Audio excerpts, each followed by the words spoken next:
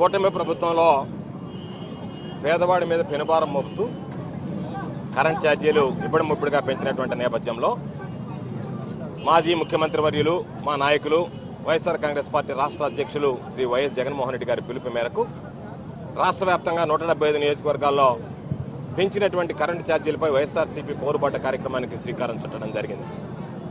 అందులో భాగంగా ఈరోజు నెల్లూరు రూరల్ నియోజకవర్గంలో సోదరులు రూరల్ నియోజకవర్గ వైఎస్ఆర్ కాంగ్రెస్ పార్టీ ఇన్ఛార్జ్ ఆనం విజయ్ కుమార్ రెడ్డి గారి ఆధ్వర్యంలో మేము జిల్లా పరిషత్ చైర్పర్సన్ గారు స్థానికంగా ఉండేటువంటి నాయకులు కార్యకర్తలు అందరం కలిసి ఈరోజు పెద్ద ఎత్తున వైఎస్ఆర్ కాంగ్రెస్ పార్టీ శ్రేణులు ఈ నిరసన కార్యక్రమంలో పాల్గొనడం జరిగింది.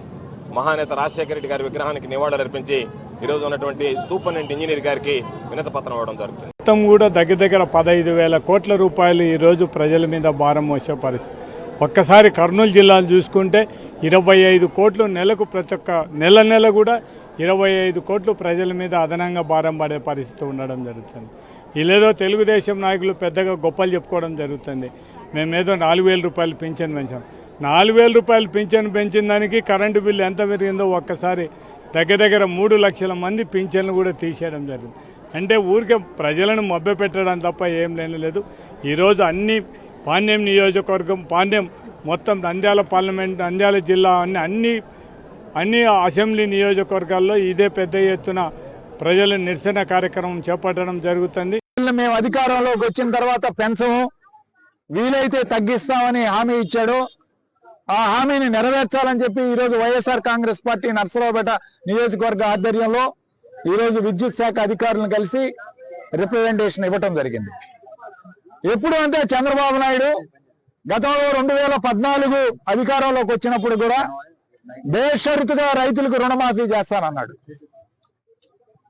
అధికారంలోకి వచ్చిన తర్వాత మొండి చేయి చూపించే కార్యక్రమం చేశారు. అలానే డ్వాక్రా మహిళలకి రుణాలు మాఫీ చేస్తానన్నాడు, నిరుద్యోగ వృత్తి ఇస్తానన్నాడు.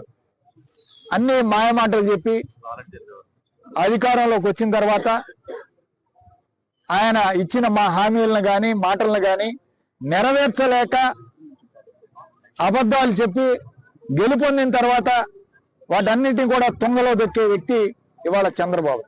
కేవలం 6 నెలల్లో దాదాపు 75,000 కోట్ల రూపాయలు అప్పులు చేశారు. ఒక్క పథకం అన్న ఇచ్చారా?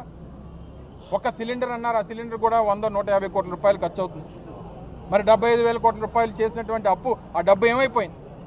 జగన్మోహన్ రెడ్డి గారు 3.5 లక్షల కోట్ల రూపాయలు అప్పులు చేశారని చెప్పి గగ్గోలు పెట్టారే. మరి 3.5 లక్షల కోట్ల అప్పులు చేస్తే 2,75,000 కోట్ల రూపాయలు సంక్షేమ పథకాలు అందించాం మేము. మరి మీరు 75,000 కోట్ల రూపాయలు అప్పులు చేసి మీరు ఏ రూపాయి ఏ పేదవాడికి పంచారు?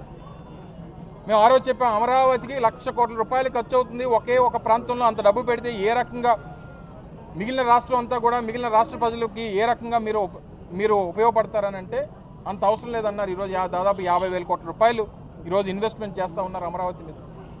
ఏమీ లేని దగ్గర అంత డబ్బు పెడతా ఉన్నారు.